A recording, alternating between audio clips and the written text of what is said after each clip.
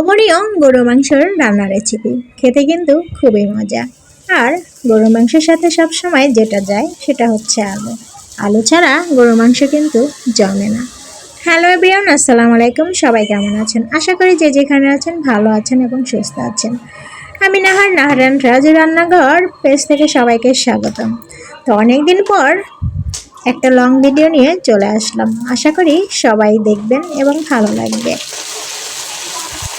গরুর মাংসের মধ্যে সবসময় আদা রসুন বাটাটা সমান সমান দিতে হয়, তাহলেই গরুর মাংস রান্নাটা অনেক সুন্দর হয়ে থাকে। এখন পেঁয়াজ কুচি ব্রাউন কালার করে ভেজে নিলাম। ভেজে নেওয়া শেষে এখন আগে থেকে বাটিতে তুলে রাখা আদা রসুন বাটা, হলুদ মরিচ ধনিয়া গুঁড়ো লবণ পরিমাণ মতো দিয়ে মিক্স করে নিয়েছিলাম। এখন এটাই কড়াইতে দিয়ে কষিয়ে নিতে হবে। মশলা কষানো হয়ে আসলে আর ভেতরে দিয়ে দেব মাংসগুলো। মশলাটা একটু বেশিক্ষণ কষিয়ে নিলেই মাংসটা বেশি ভালো লাগে। গরু মাংস মাখিয়েও রান্না করা যায়, সেটাও অন্যরকম টেস্টি হয়। তো আমি বেশি মাংস রান্না করলে তখন মাখিয়ে দিয়ে রান্না করি, আর 1-2 কেজি মাংস রান্না করলে তখন আমি এভাবে মশলা কষিয়েই রান্না করে থাকি। তারপর মশলার ভিতরে মাংসটা দিয়ে মশলার সাথে ভালো করে মিশিয়ে নাড়াচাড়া করে নিতে হবে।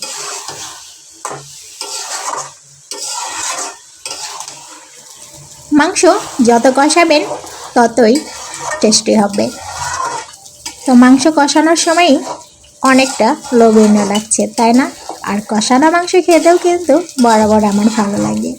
আমি মাংস রান্না করলেই আগে 2-3 পিস কষানোটাই উঠিয়ে রাখি খাওয়ার জন্য। এটা খেতে কিন্তু খুবই ভালো লাগে। মাংসটা প্রায় কষানোর শেষের দিকেই এখন এই পর্যায়ে আমি দিয়ে দেব কেটে ধুয়ে রাখা আলুগুলো দিয়ে আবারও নাড়াচাড়া করে কষিয়ে নিতে হবে আরও কিছুক্ষণ। আর মাংসের সাথে আলুটাই বরাবরই বেস্ট যায়।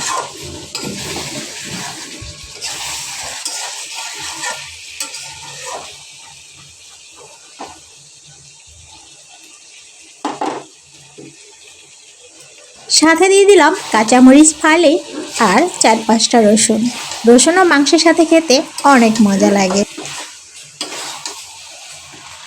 যখন দেখবেন তেলের সাথে মাংসটা ভাজা ভাজা হয়ে এসেছে, মাংস থেকে মশলাগুলো ছেড়ে দিয়েছে, তখনই ভাববেন মাংসটা কষানো হয়ে এসেছে এবং একটা ভাজা গন্ধ ছড়াবে, তখনই বুঝবেন কষানো হয়ে এসেছে। তখনই দিয়ে দিবেন পানি। তো আমি এখন পানি দিয়ে দিলাম। মাংস সিদ্ধ হতে যতটুকু পরিমাণ পানি লাগে সেই পরিমাণ পানি দিয়ে মাংসটা রান্না করে নিতে হবে।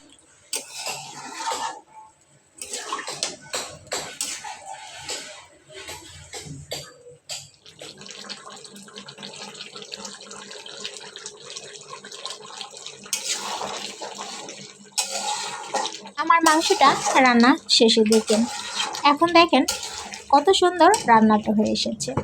এই পর্যায়ে এখন আমি দিয়ে দিব উপর থেকে মশলাগুলো, জিরা গুঁড়ো আর সাথে করে নিয়েছিলাম গরম মশলা গুঁড়োগুলো, সেগুলো এখন মাংসের সাথে মিশিয়ে দিলেই রান্নাটা শেষ হয়ে যাবে। তো আমার ভিডিও যদি ভালো লেগে থাকে তাহলে অবশ্যই লাইক কমেন্ট এবং শেয়ার দিয়ে পাশে থাকবেন। আর এ ধরনের ভিডিও পেতে আমার পেজটা ফলো দিয়ে পাশে থাকবেন। আজকের মতো আমি এখানেই বিদায় নিচ্ছি। সবাই ভালো থাকবেন, সুস্থ থাকবেন। নেক্সট ভিডিওর আমন্ত্রণ জানিয়ে আজকের মতো এখানেই বিদায় নিলাম। আল্লাহ হাফেজ।